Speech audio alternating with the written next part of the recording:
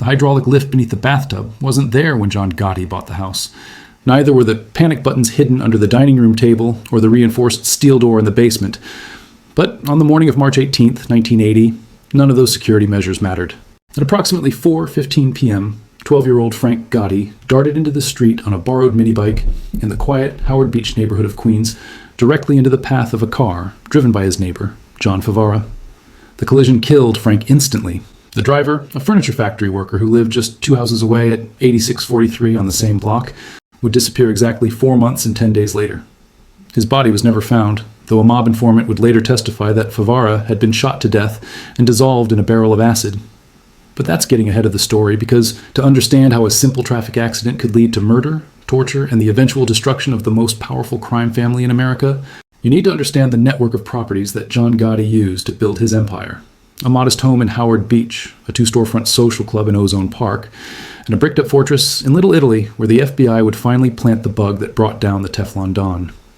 The house at 160-1185th Street in Howard Beach doesn't look like much from the outside.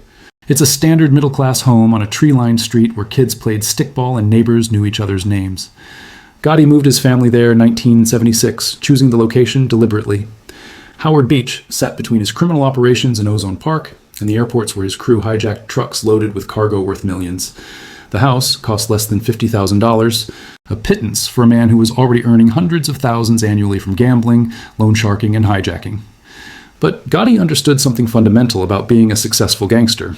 You don't draw attention. You don't live in a mansion when you're supposed to be a plumber. You keep your family in a neighborhood where nobody asks questions, where the mailman knows your wife's name, where you throw block parties every 4th of July and hand out free ice cream to the kids. And Gotti threw legendary parties. Every 4th of July, starting in the late 1970s, 85th Street and Howard Beach transformed into something between a carnival and a political rally. Gotti would hire companies to set up stages, sound systems, and carnival rides.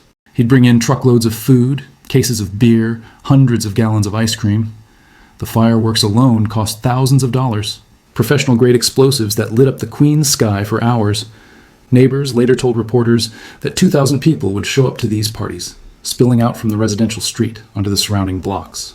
News crews came to film the spectacle, interviewing residents who praised Gotti as a generous neighbor who kept the streets safe. What they did not mention on camera was that everyone in Howard Beach knew exactly who John Gotti was and what refusing his hospitality might mean. When the Dapper Don invited you to a party, you came. You ate his food. You thanked him. And you kept your mouth shut about the black Cadillacs that pulled up to his house at 2 a.m. Inside the Howard Beach house, Victoria Gotti raised 5 children while her husband built a criminal empire.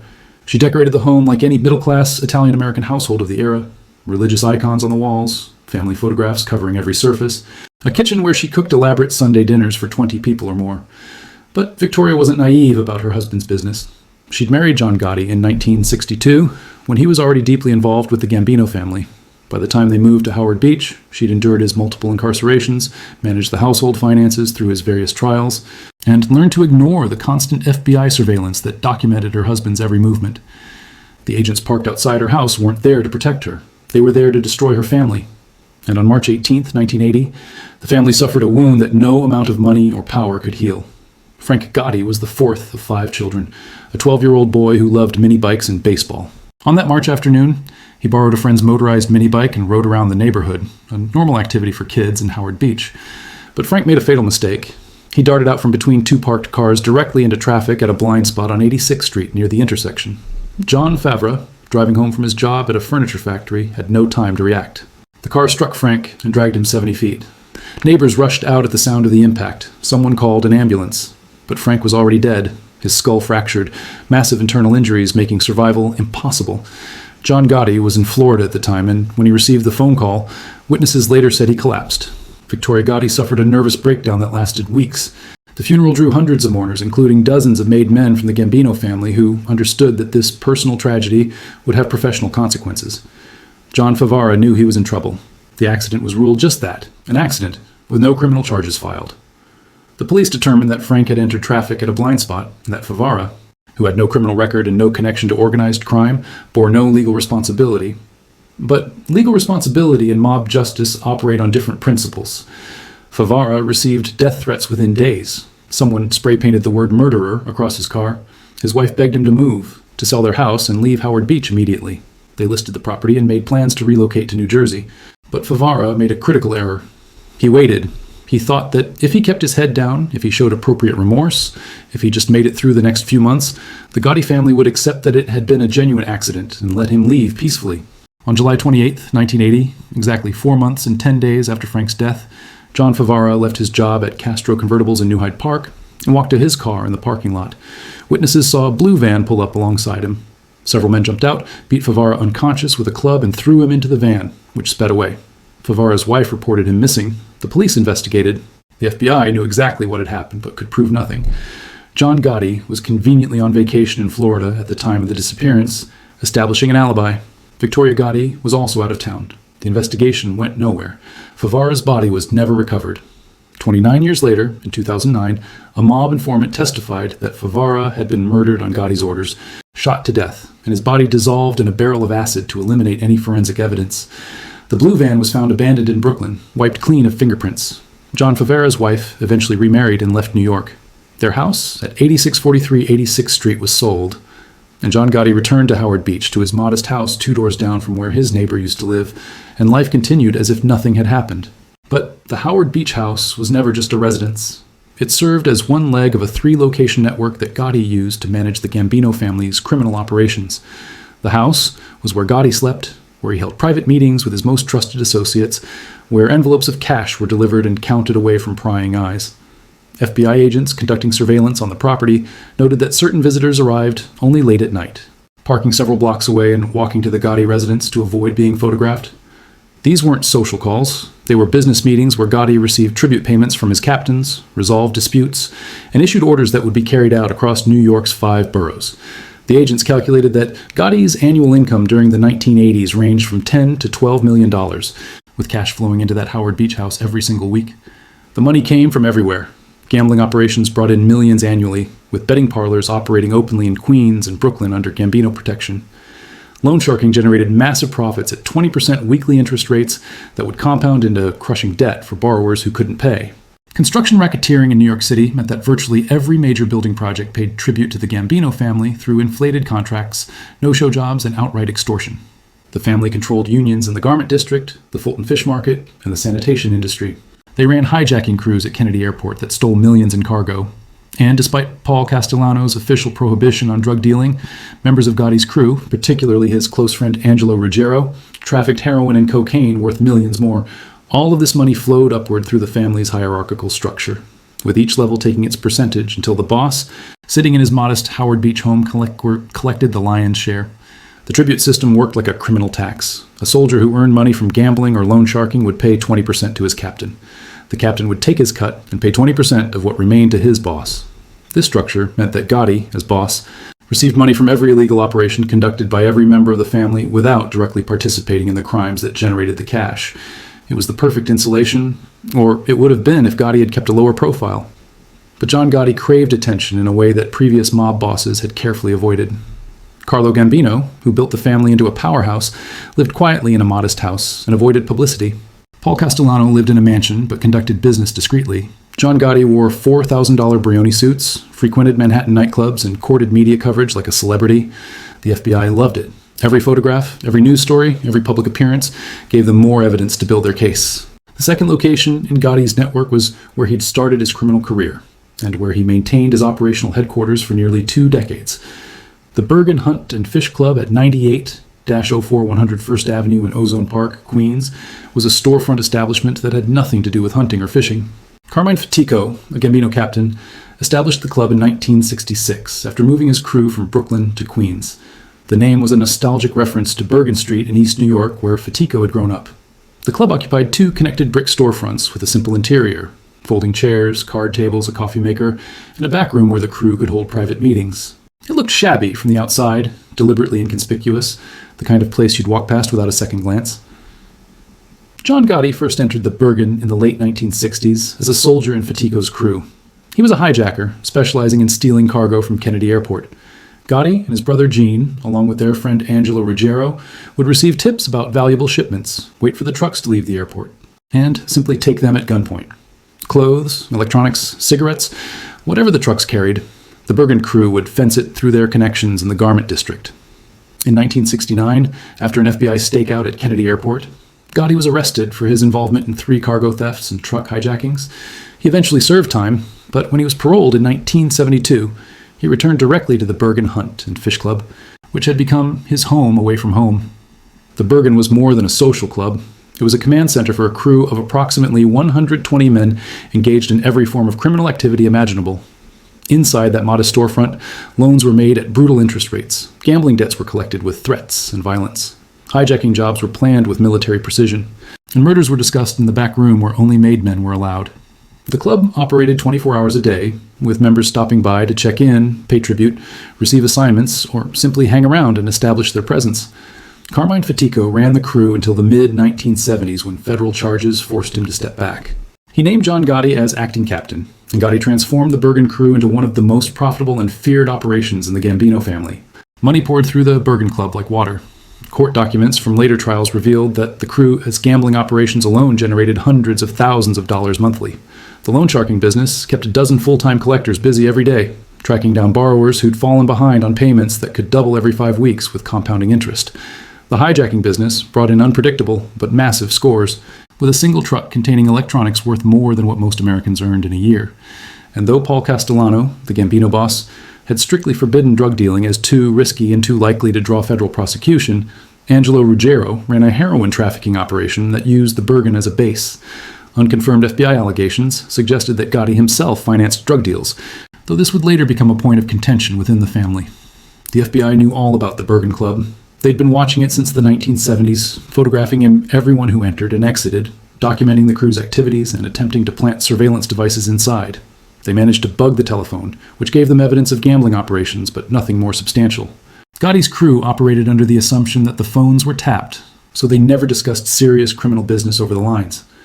Important conversations happened in person, often during walk-and-talk meetings where Gotti and his associates would stroll through the streets of Ozone Park, making it impossible for the FBI to record their discussions without getting dangerously close. It was old-school tradecraft, and it worked for years. But in August 1983, Angelo Ruggiero's drug operation crashed spectacularly. Federal prosecutors indicted 13 people, including Ruggiero and Gotti's brother Gene, on charges of running a heroin trafficking ring worth millions of dollars annually. The evidence came from FBI wiretaps on Ruggiero's home phone, where the mobster had carelessly discussed drug deals, murder plots, and family business in recorded conversations that would become known as the Ruggiero tapes. Paul Castellano was furious. He demanded copies of the tapes to determine exactly what Ruggiero had said, particularly whether Ruggiero had mentioned Castellano by name in any criminal context. Gotti refused to turn over the tapes, claiming they contained conversations that would violate the code of omertà. In reality, Gotti feared that the tapes would reveal his own involvement in drug trafficking and provide Castellano with an excuse to kill him. This dispute over the Ruggiero tapes created a rift between Gotti and Castellano that would end in murder. But before we get to that December night outside Sparks Steakhouse, we need to understand how Gotti expanded his network to include a third location, a club in Manhattan that would become both his throne room and his downfall. The Ravenite Social Club at 247 Mulberry Street in Little Italy had been a mob hangout since 1919 when it was established as the Raven Knights Social Club. The building was a narrow storefront on a street packed with Italian restaurants, bakeries, and social clubs that served as fronts for various criminal enterprises. The club had been used by the Gambino family for decades, serving as a meeting place for bosses who conducted business in Manhattan rather than traveling to Queens or Brooklyn. After Paul Castellano's murder on December 16, 1985, when 4 gunmen shot the boss to death outside, Sparks Steakhouse on East 46th Street in what remains one of the most audacious mob hits in American history, John Gotti became the new boss of the Gambino family. Within weeks, he'd taken over the Ravenite as his Manhattan headquarters, signaling to the underworld that the center of Gambino power had shifted from Castellano's mansion on Staten Island to the streets of Little Italy, where the traditional mafia had its roots. Gotti ordered the club's facade bricked over with only a small door remaining, creating a fortress-like appearance that sent a clear message. This was not a place for tourists or outsiders. The Ravenite was members only, and membership was strictly limited to Gambino family associates and made men. The club became the subject of intense FBI scrutiny immediately. Agents knew that Gotti held court at the Ravenite every Wednesday, conducting family business, resolving disputes, and receiving tribute payments from his captains.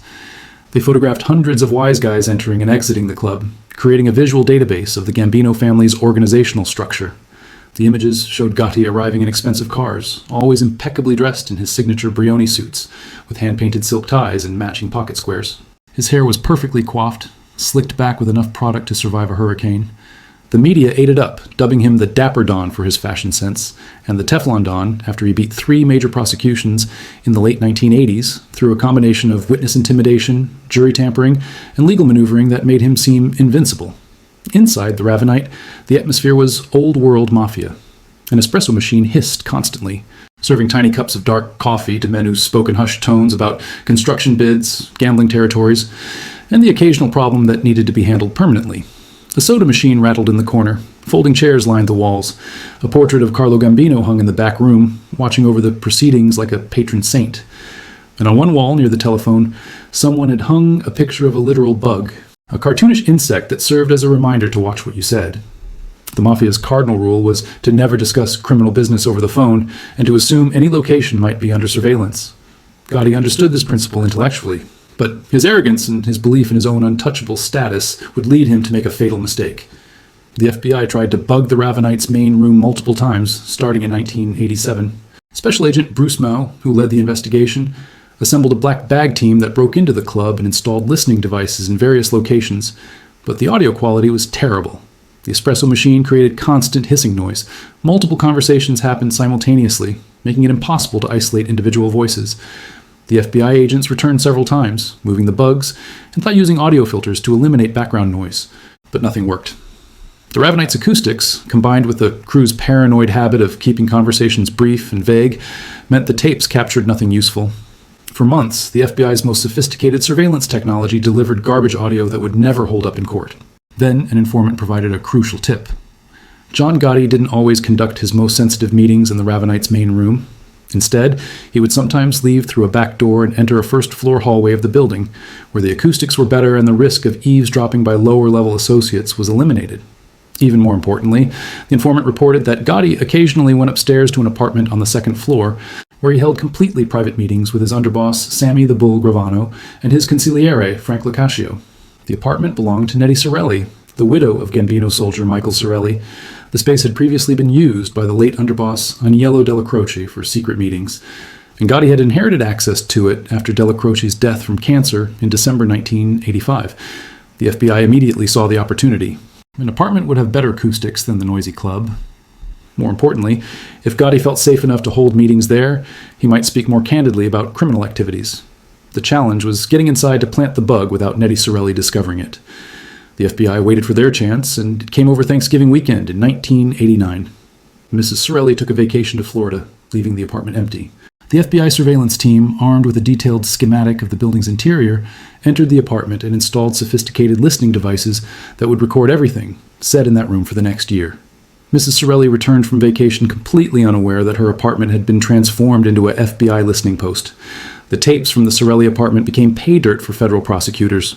Over the course of the next year, the FBI recorded approximately 600 hours of conversations.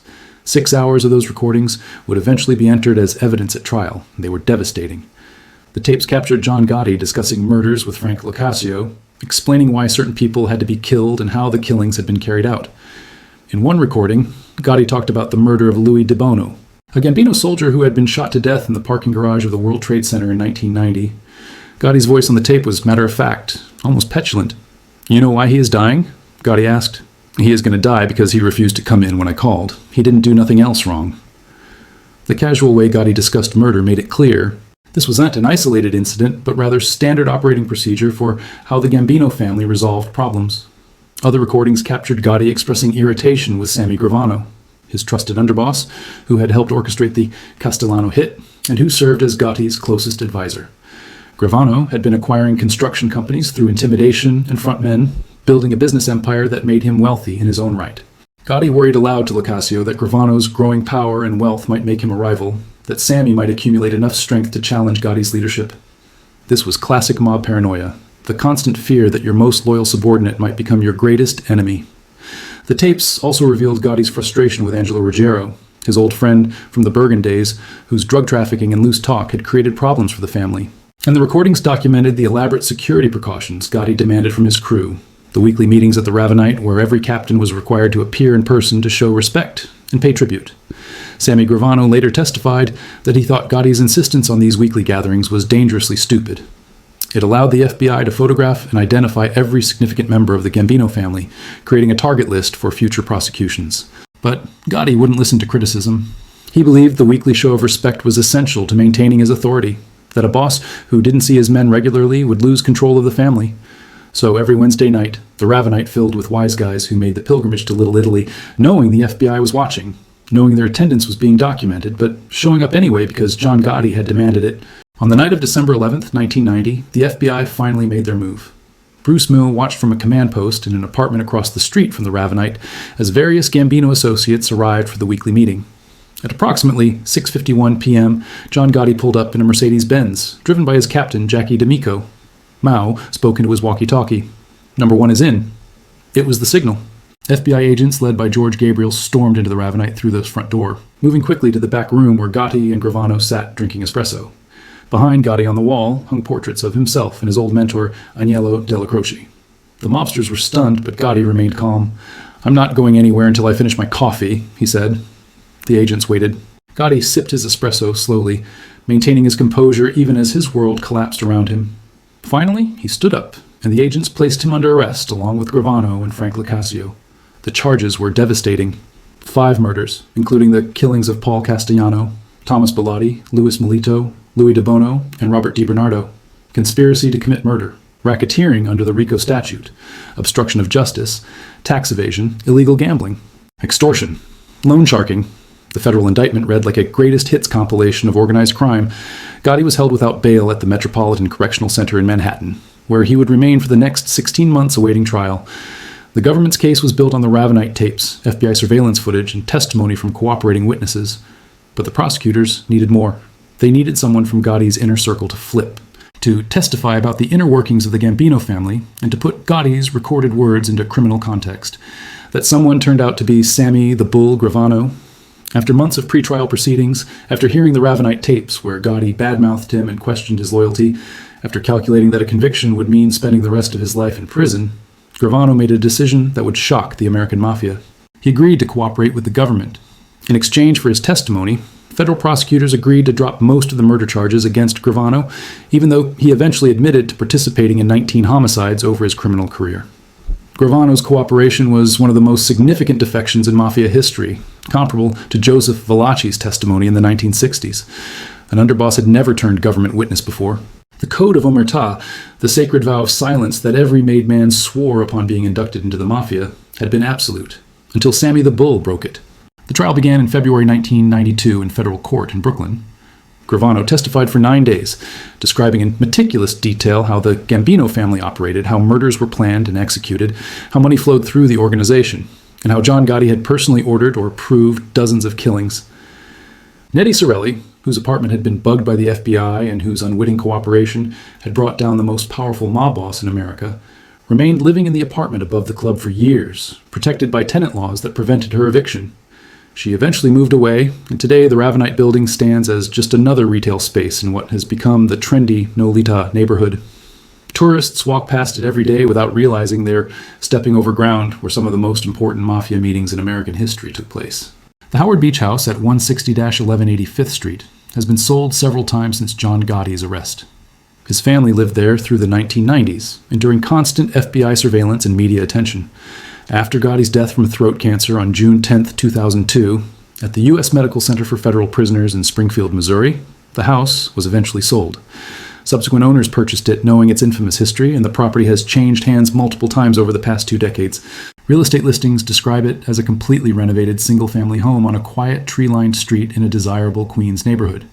The current estimated value is approximately $900,000. There's no plaque, no historical marker, nothing to indicate that this was once the home of America's most famous mobster. The July 4th block parties are long gone. The FBI agents who used to park outside have moved on to other targets, and the street where Frank Gotti died and John Favara disappeared looks like any other middle-class neighborhood in New York City. But the money that flowed through these 3 locations left a legacy that extends far beyond the properties themselves.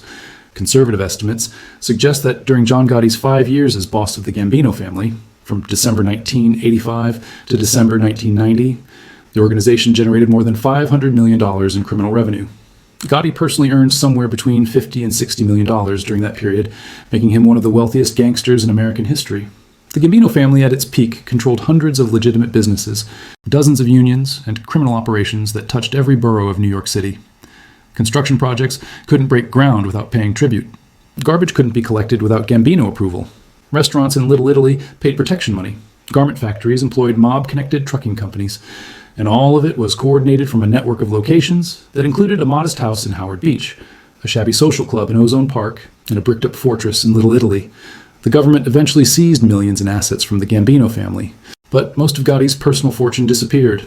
Some was hidden in offshore accounts, some was distributed to his family through legitimate businesses and real estate investments, some simply vanished into the cash economy that the Mafia has always used to hide its wealth. John Gotti died essentially broke, at least on paper, with the government claiming he had no significant assets at the time of his death. His wife Victoria received a modest widow's pension. His children inherited little. The millions he'd earned had evaporated like morning fog, spent on legal fees, distributed to his crew, or hidden so well that even his family couldn't access it. Sammy the Bull Gravano, the underboss who testified against Gotti and whose cooperation led to dozens of additional convictions, served less than 5 years in federal prison despite admitting to 19 murders.